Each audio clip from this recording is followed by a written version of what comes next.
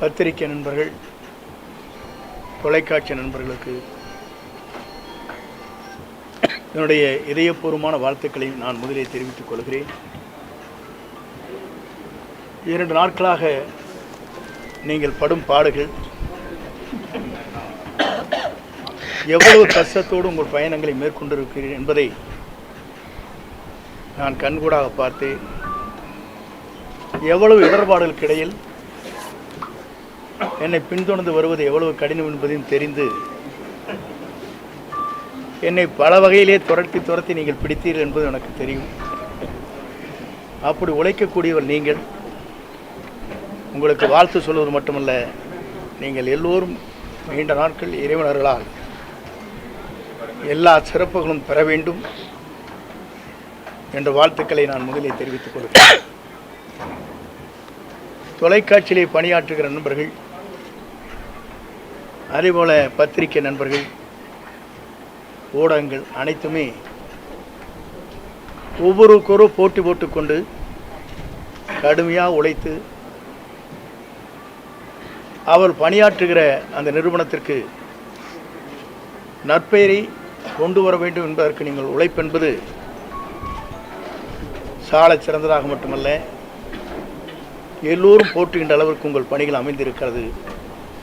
அதற்காக எல்லோருடைய சார்பாக என்னுடைய வாழ்த்துக்களையும் பாராட்டுதலையும் நான் தெரிவித்துக் கொள்கிறேன். இன்று அனைத்து இந்திய அண்ணா திராவிட முன்னேற்றக் கழகத்தில் புரட்சித் தலைவரால் நான் அடையாளம் காட்டப்பட்டவன். 1972 இந்த இயக்கம் துவங்குகிற போது தலைவருக்கு பின்னாலே அணிவகுக்கின்ற தொண்டர்களில் நான் ஒருவன். புரட்சித் தலைவரால் ஈர்க்கப்பட்டு 75 பொதுக்குழு கோவையிலே பிரசிடென்ட் ஹாலிலே நடைபெறுகிற போது அதற்கு முழு பொறுப்பையும் அண்ணன் அரங்கநாயகம் மணிமாறன் என்னிடத்திலே ஒப்படைத்தார். அந்த பணிகளை தலைவர் பாராட்டுகின்ற அளவிற்கு அந்த பணிகளை நாங்கள் முடித்து அவர் இருக்கின்ற சத்யா ஸ்டுடியோவிலே சந்திக்கின்ற போது அவர் என்னை கட்டிப்பிடித்து தழுவி, ஒரு இளைஞராக இருக்கிற நீங்கள் இந்த பணிகளை ஆற்றியிருக்கிறீர்கள், நான் பாராட்டுகிறேன் என்று பாராட்டினார். அப்போதெல்லாம் எதிர்க்கட்சியை சார்ந்தவர்கள் சொன்னார்கள், இந்த கட்சி 100 நாட்கள் கூட நடக்காது, 100 நாட்களிலே 100 நாள் படம் என்று சொல்வார்களே, அதை போல மறைந்துவிடும் என்று சொன்னார். ஆனால் பேரறிஞர் அண்ணா அவர்களால் பாராட்டப்பட்டவர் புரட்சித் தலைவர்.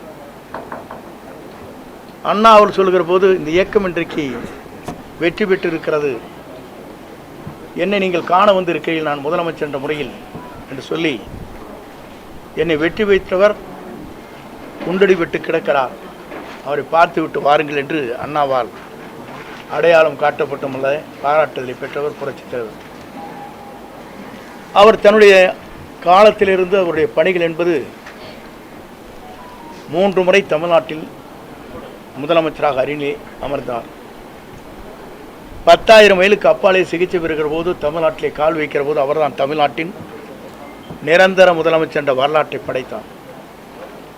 அந்த தலைவர் மறைந்ததற்கு பிறகு இயக்கம் 2 கூறுகளாக போகிற போதுதான் 1987 புரட்சித் தலைவர் அம்மாவுடைய வழியிலே நான் பயணத்தை மேற்கொண்டேன். புரட்சித் தலைவர் அம்மா அவர்களும் அவருடைய சுற்றுப்பயணமாக இருந்தாலும் சரி, பல்வேறு ஆலோசனைகள் கேட்கின்ற போது பல்வேறு நண்பர்களோடு நானும் இணைந்து அந்த பணிகளை நான் மேற்கொண்டிருக்கிறேன். புரட்சித் தலைவரால் பாராட்டுதலை பெற்றிருக்கிறேன். எம்மையுமே தன்னுடைய தலையிலே விழுகிறதென்றாலும் கூட சறுக்காமல் வழுக்காமல் இந்த இயக்கத்திற்காகவும் எனக்காகவும் தன்னை அர்ப்பணித்தவர் என்று ஒரு பெரிய கேசட்டை உங்களுக்கு தெரியும். என்னுடைய திருமணத்திலே மட்டுமல்ல, திருச்சியில் நடைபெற்ற நிகழ்ச்சியில் கூட அந்த அளவுக்கு பாராட்டினார். ஆனால் இன்றைக்கு இருக்கிற நிலைகள் வேறு. இன்றைக்கு நான் அதை சொல்வதற்கு காரணம், புரட்சித் தலைவர் அம்மா மறைவுக்கு பிறகு ஆட்சி நடத்தினோம். நடத்தியதற்கு பிறகு காலச்சூழல்களில் பல்வேறு கூறுகளாக 3 கூறுகளாக இயக்கம் பிரிந்தது. நாங்கள் அனைவரும் ஒன்றாக இணைய வேண்டும் என்ற நோக்கத்தோடு தான் நாங்கள் எல்லோரும் அந்த கருத்துக்களை வலியுறுத்தினோம். ஆனால் அந்த கருத்துக்கள் பரிமாறப்பட்டதை தவிர செயல்படுத்த இயலவில்லை. ஆகவேதான் இன்றைய சூழ்நிலையில் ஒரே ஒரு கருத்தை நான் சொல்ல விரும்புகிறேன். நான் என்று ஒருவன் நினைத்தால் ஆண்டவன் தான் என்று கண்டித்து விடுவார், பார்த்து கொள்வார். ஆண்டவன் தான் என்று பார்த்து கொள்வார். இதுதான் இன்றைய சூழ்நிலை. இறைவன் எல்லோருக்கும் மேலே இருக்கிறான். இறைவன் நம்மை கண்காணித்துக் கொண்டிருக்கிறான். ஆகவேதான் அந்த அடிப்படையில் என்னுடைய பயணங்களை மேற்கொள்கிற போது முதலே பொறுப்புகளை எடுத்தார்கள். எல்லோரும் ஒருங்கிணைக்கப்பட வேண்டும் என்று நான் தேவர் ஜெயந்திக்கு சென்று எல்லோருடையும் பேச வேண்டும் என்ற நோக்கத்தோடு தான் இந்த நிகழ்ச்சிக்கு நான் சென்றேன். சென்று திரும்பி 2 நாட்களுக்குள்ளேயே உறுப்பினர் பதவி கூட எடுத்துவிட்டார். 50 ஆண்டு கால வரலாற்றில் இந்த இயக்கத்திற்காக ஏற்றத்தாழ்வுகளை சந்தித்த எனக்கு கிடைத்த பரிசுதான் உறுப்பினர் பதவி கூட எடுக்கப்பட்டிருக்கிற நிலை இருக்கிறது. என்னோடு மட்டுமல்ல, என்னை சார்ந்தவர்களும் அந்த பதவிகளை எடுத்தார்கள். அதோடு அவர் நின்று விடவில்லை. மகேஷ் என்பவர் அவருடைய தந்தை மாமன் ஒரு விபத்திலே இறந்து விட்டார். காங்கேயத்திற்கு அருகாமையில் அவருடைய இல்லத்திற்கு சென்ற துக்கத்தை விசாரித்தவுடன் நீ ஏன் அனுமதித்தார் அவரை என்று அடிப்படை உறுப்பிலிருந்து அவர் நீக்கப்பட்டார்.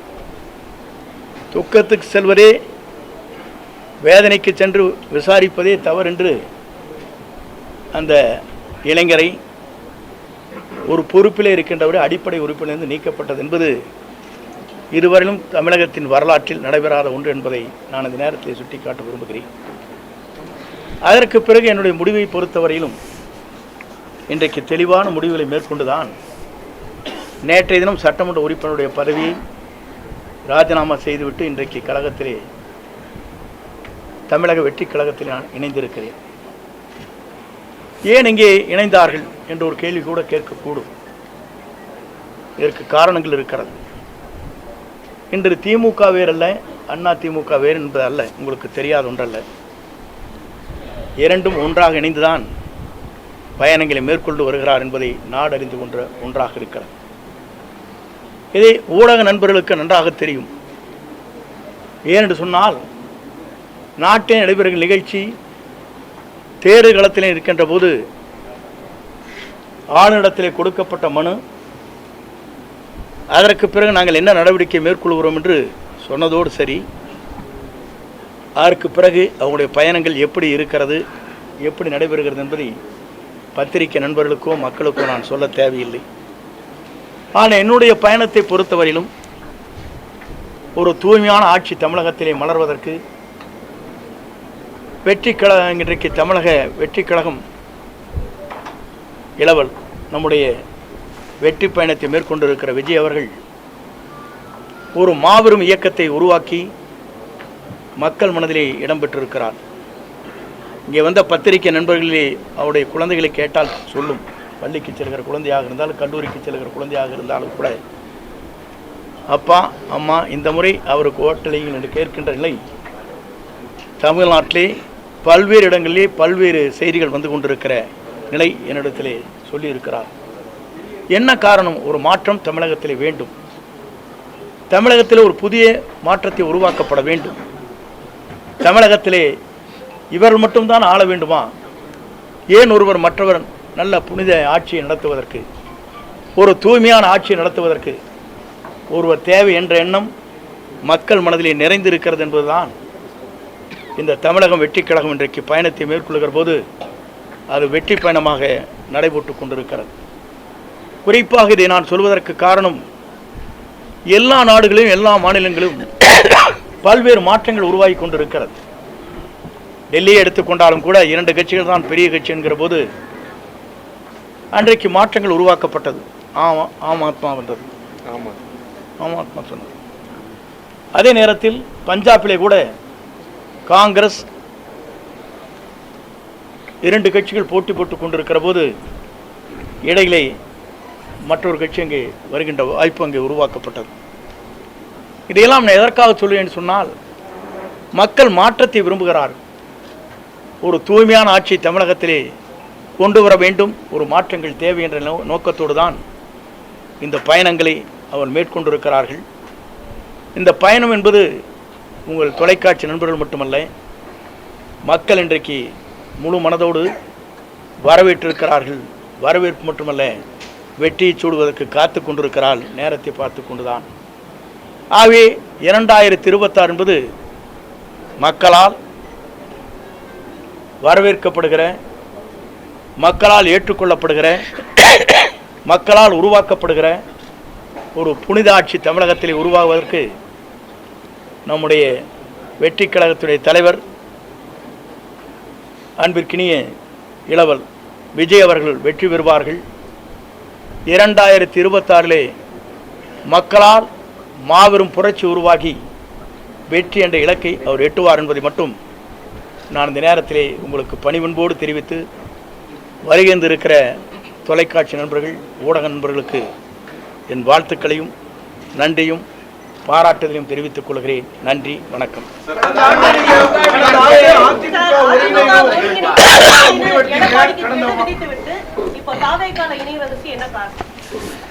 ஒருங்கிணைக்க வேண்டும் என்று கெடு விதிக்கவில்லை. நீங்கள் நன்றாக இந்த நான் பேசிய பேச்சுக்களை நீங்கள் கேட்டிருக்க வேண்டும்.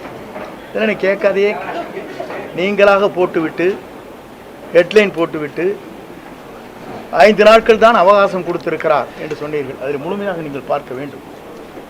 அப்போது தொலைக்காட்சி நண்பர் கேட்டார், 5 நாட்களுக்குள்ளே முடிக்க வேண்டுமா என்று கேட்டார். இல்லை, பேச்சுவார்த்தை துவங்க வேண்டும்.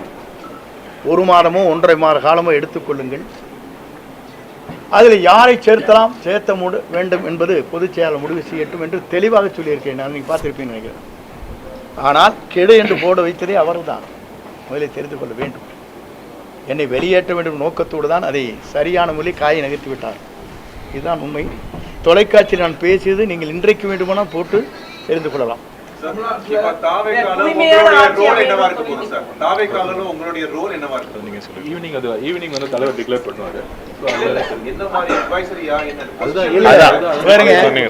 சாயங்காலம் மாலை அது அறிவிக்கப்படும்.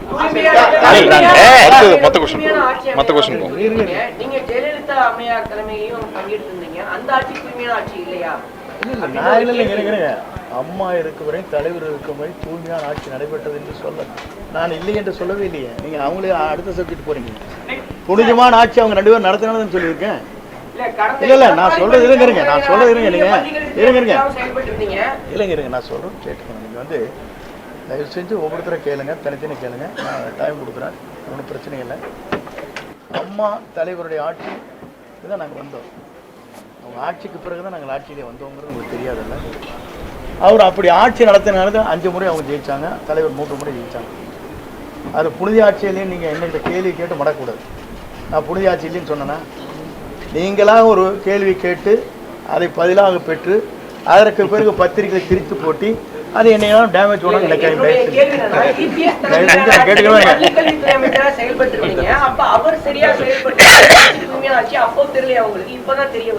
இல்லை நீங்கள் அதுக்கு முன்னாலேயே நான் ஒரே ஒரு கேள்விக்கிட்ட பதில் சொன்னேன்.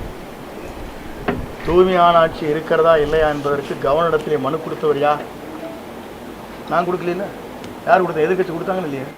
அப்புறம் எதை கேட்குறீங்க? நீதிமன்றம் சொல்லியிருக்கு அம்மையார் ஜெயலலிதா அவர்கள் ஏவன் குற்றவாளி அப்படின்னு. அப்படி இருக்கும்போது அவரை எப்படி தமிழக வெற்றி கழகத்துல இணைச்சுக்கிட்டீங்க? ஊழல் ஆட்சி அமையும் சொன்னீங்க. அது சார் உங்களுக்கு இல்ல ஒரே ஒரு காட்சி இருங்க. நீங்க சொல்லிட்டீங்களா? நீங்க குறுக்கேள்வி கேட்கறா எனக்கு நல்லா தெரியும். நான் சொல்லிடுறேன் உங்களுக்கு பதில். தயவு செஞ்சு உங்களுக்கு சொல்லிடுறேன். எப்படின்னா, அம்மா மீது குற்றப்பட்டிருக்கிற குற்றச்சாட்டு வேறு, அவர் தூய்மையானவர் என்பது வழக்கு மன்றத்தில் நீங்கள் சொல்வது வேறு, அவர் நடந்து கொண்ட முறைகள் வேறு.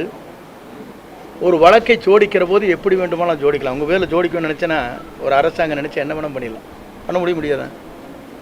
இல்லை அரசியலே இருங்க நான் சொல்லிடுறேன். நான் சொல்கிறது கேட்டு முடியுங்களேண்ணா.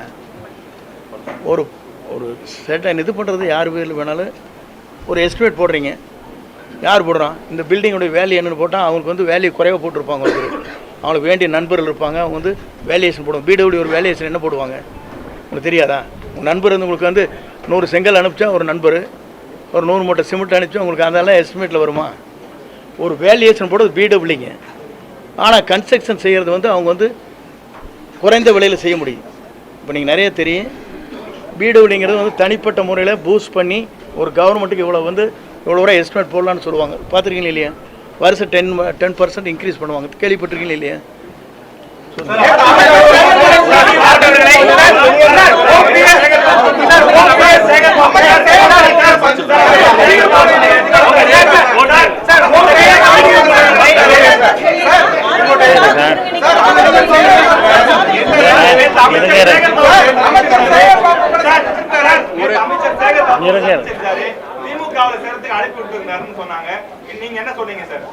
திராவிட முன்னேற்ற கழகத்தோ தேசிய கட்சிகளோ மாற்றுக் கட்சிகளோ என்னை யாரும் சந்திக்கவில்லை, சந்தித்து பேசவில்லை. உங்கள் கருத்து மட்டும்தான் பேசியதாகவும். எங்கச்சி படம் இருக்குதா? காட்டுங்க. நானும் சேகர்பாபு இருங்க, சபாநாயகர் பார்த்து கரெக்டுங்க. நானும் சேகர்பாபு பேசியிருக்கேன். ஒரு படம் வந்துருக்கா? காட்டுங்க, கண்ணு காட்டுங்க. இல்லை இல்லை, நான் காட்டுங்க, நான் சொல்லிடுறேன் பதில். நான் யாரையுமே திராவிட முன்னேற்ற கழகமோ மாற்றுக் கட்சியோ பிஜேபியோ யாருமே என்னை அணுகவில்லை. அணுகதியாக இருங்க, அணுகதியாக இருந்தால் இல்லை இருங்க, சும்மா நீங்கள் எதோன்னு சொல்லிட்டு கூடாது. நீங்கள் பாட்டுக்கு ஒரு கற்பனை உலகத்திலிருந்து பேசக்கூடாது. ஆகாயத்தில் வந்து இருங்க, நான் கேளுங்க, தயவு செஞ்சு இருங்க, கேளுங்க. பார்த்த மாதிரி ஒரு படம் காட்டிடுங்க, நான் பதில் சொல்கிறேன்.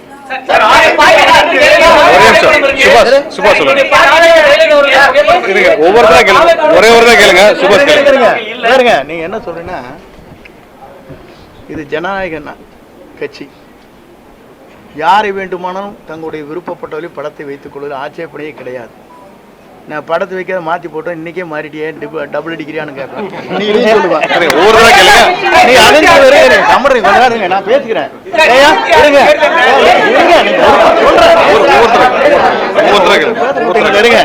நீங்க என்ன சொல்லுவீங்க?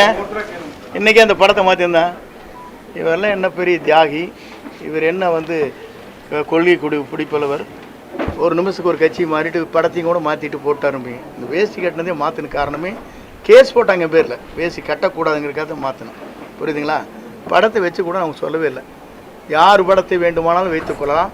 இன்றைக்கு புரட்சித் தலைவர் படமும் அண்ணா படமும் அவருடைய வண்டியிலே எப்படி அலங்கரித்து வரப்படுகிறது, இந்த வண்டியில் எப்படி வருது நீங்க பார்த்துங்க.